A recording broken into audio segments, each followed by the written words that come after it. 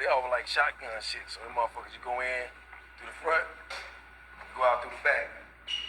So it's living room. Yeah. It's living room, bedroom, kitchen, back door. You know what I'm saying? Then you can still get through. So the police come, you can get through both sides of the house.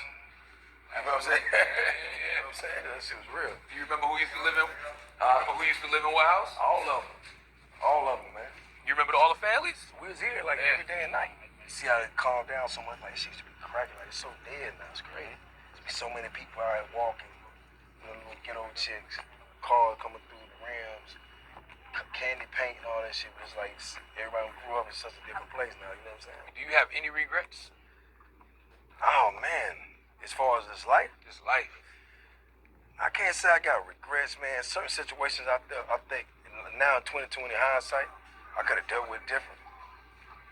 You know what I'm saying? You riding through playing your shit? Yes, sir. What's up, nigga? TP, I see you, baby. Hey, you good? I'm good, cuz. Good to see you, nigga. Good to see you too, cuz. Love you, bro. In a lot of ways, I feel like if it wasn't for Tip, I don't know if you'd have made it through in the industry the way you did, man. Nah, at all. I got. What role did he play? I mean, just like remember I was saying like I was going through my shit and there wasn't really nobody I could talk to. I had to talk to Jay about the shit I was going through with the shit with the BMF shit, then the shit I was going through with the industry, like with Tip. It's just like shit he was saying and shit that he was like the game that he was giving me like. At the time, was only from someone who been through what I've been through and was able to just, you know, put things in perspective in the way I understood because I knew he was telling me, you know what I'm saying, for my best interest and not this competition. Charlamagne, it's my auntie T. Hey, how are you? Yeah. All right. It's my cousin Chandria right there. Andrea. The extra extraordinaire. That's Mother and Shovel back there in the back and Cuzzo. That's a superstar back there in the red. She lit. She made the food, right? Oh yeah, no, actually Chandria made the chicken that you like. Amazing. Oh man. Hey, look. You gotta get her a restaurant. Yeah. The stove right here. How much you made on that stove? And this sink. I can say a ticket. Stand on it. I can say that. Stack of yeah, this stove right here. So where we at right now? This where you used to hide the yams at? Yeah, at your auntie house? Well, actually, this is where I used to cook the yams at. I got some stash spots back there in the back, but I really used to hide everything on my grandmother's house, or either on my other auntie's house that stayed on the other side of town. She had an apartment, so you know it was like out of the way. But, like here's where my main operation. Like this is where I really got my grind on, cause my auntie was so well respected. Like the police wouldn't really run up on the porch. I started off here because we was hustling together, so we'd chip on the bag. And I sit out here, I do the hustling. And she'll just make sure people came through. And it started like that, and then the shit just like boom. And then the next thing you know, it's just like, this was the only place to be in the city. Like, you pull up here and it's whatever. I don't see no Jemima. Uh-oh. You don't see no Windex. There she go. Who got the Windex? So the trap don't jump in no more? Damn trash.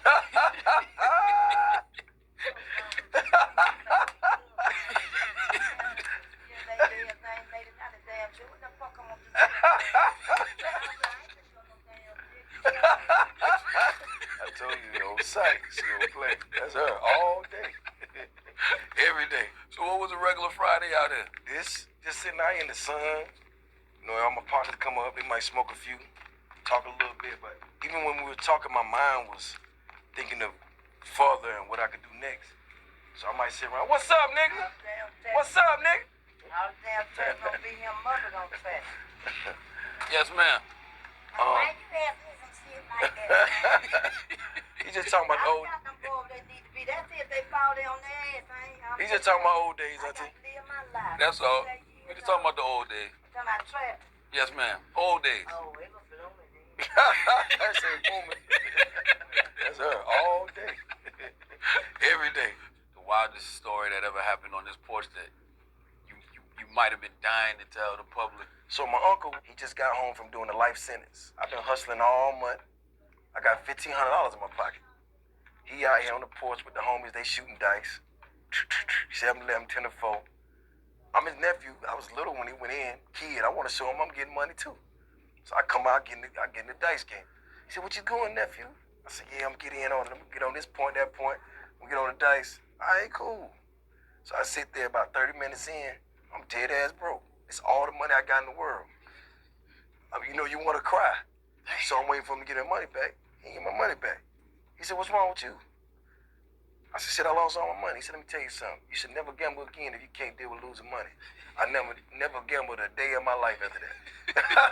Not one day. But he taught me a lesson right here on this porch, man. Don't gamble if you don't want to lose.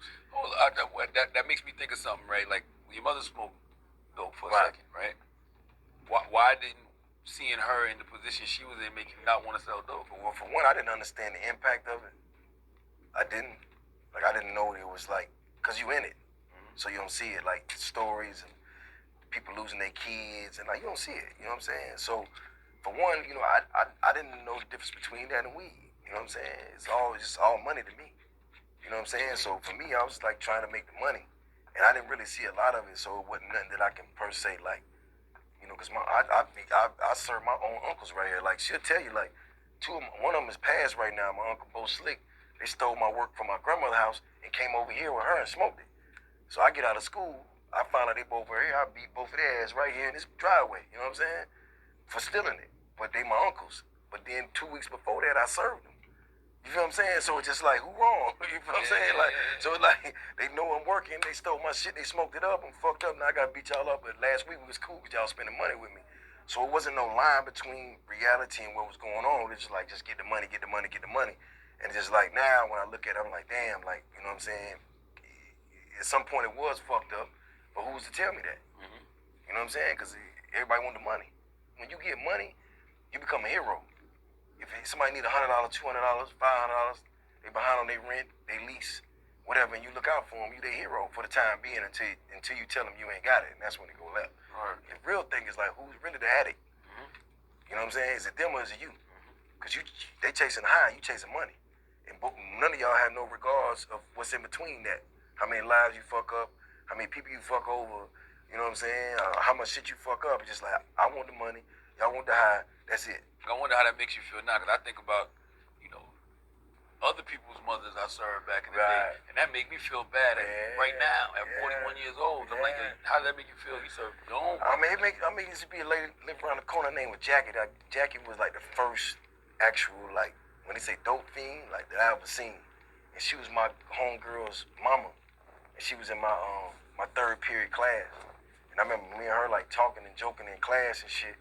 But then I would come home from school and serve my mama. My mama was like really gone and bad out there. Wow. And now, in 2020 hindsight, it makes you wish that there was more opportunities out here for us so we don't have to do shit like that to our people. But it's just like, with nobody there to teach you right or wrong, it's just like you was taught to get money. You was taught to be tough. You was taught to be fearless. You know what I'm saying? That's what you was taught. So whatever came with that, what had to happen, you know what I'm saying? So one end of it, I could say I felt bad, but then when I was paying my mama bills or taking care of my sister, I can't say I felt the same way because I felt like I was doing something right and there was a balance. And the ends justified the means. Right. What made you dream bigger than this porch, man? But I just knew this porch wasn't it. You know what I'm saying? Like, how's that possible? You know what I'm saying? Like, and I've been here where people told me, you know what I'm saying, you'll never be nothing, you can never go nowhere else, this is it. And, I kind of was brought here by default, too, because, my mom and my dad separated. I had to come where the rest of my family was, and that was here. Were you rapping here? Yeah, Lil J. Okay. Yeah, I was rapping here.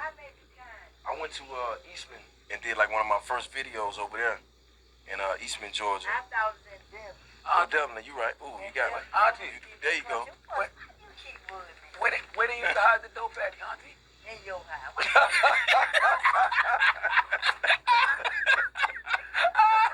In your house, nigga. What makes you so comfortable to talk about your past now as opposed to before?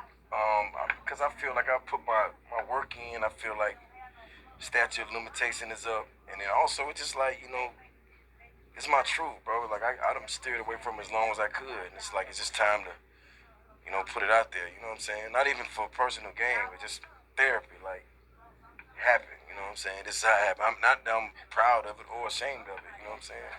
This is what it is. It's life. What about the fact that they are doing a BMF TV show and stuff like that make you feel comfortable? Shoot, they talking about theirs. Nah, I don't even look at that. I'm really happy about that because I just know how Zippo is about, you know, where he's put in his movement and the things that he's been about. So, and then, you know, plus he's gonna be able to feed his family off there. I respect that. But for me, it has nothing to do with them that directly. It's more indirectly. Like, this is a part of my past. It's a part of me being who I am. It's just like that album. It's my last album on Def Jam. So it's like, I'd rather go ahead and get it out now because who knows, I might not get a chance to speak on it later on. You know what I'm saying? Is there any truth that this is gonna be your last album period? I remember you saying you was gonna retire after TM104. So this is the trick, man. I never came out my mouth and said that I was gonna like retire, but I did say that it was my last album on Def Jam. You know what I'm saying? Like Kobe, baby. I stayed loyal. I was at Def Jam damn near my whole career. Right. So it's like my final game with them. Is it even worth it to be on a major label anymore? I don't think so. I only took being on a major label because I didn't want to go to prison. And I needed some other source of income to, supplement for what I had going on. If it's not life changing, if it's not gonna give me something that's gonna change my entire life, I don't want to work for nobody, man. When did Jezzy go fully legit? Around some of the success of 101. And then I was having a lot of nightmares. Like, I used to wake up in like deep sweats.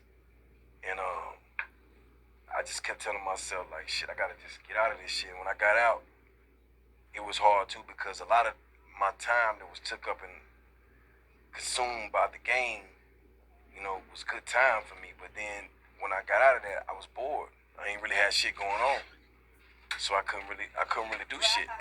You know what I'm saying? So it was like, it was tricky. Cause now you gotta find things to do to make up for that time. And then now you drinking, now you smoking, now you hanging, now you chasing bras, now you back in it. Yeah, I think a lot of that, man, when you stay connected to the hood, when you stay connected to the street, you stay connected to doing the same things you was doing with the same people, it is because of that survivor's remorse. It is because of that. For some reason, you have a guilt when you make it. Yeah. And everybody else hasn't really. Right. You know what I mean? For me, though, you just want the people that want to see everybody make it, man. But sometimes it's like, it just ain't that. That was the hardest part, because a lot of people I tried to put on, I wanted to see win. That ain't what they wanted. It cost me a lot. It cost me friendships. That shit can get to you, bro. But one of the critiques was Jezzy has never put anybody on musically. I've tried to put people on, but everybody was part of my first project. They own. Drummer, he might beg to differ, but that Gangsta Grills wasn't in the hood like that until Young was on that thing. Trap or Die I would agree. Right, but he'd probably say something different, but I know better, because nobody else got their mixtape played in the club for 5 or 6 hours straight, word for word, with the DJ drops. He knows that. You know what I'm saying? Or even with the album, like, people wasn't a part of no projects where they were getting platinum plaques that far